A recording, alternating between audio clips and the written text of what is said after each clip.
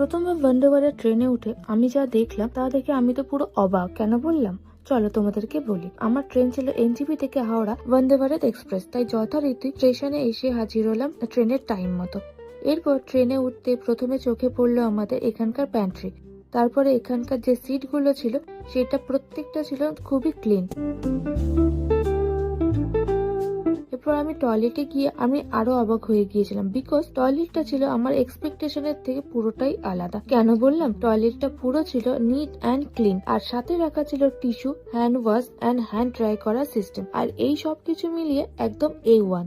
এরপরে সিটে বসতে আমাদের ট্রেন চলতে শুরু করলো।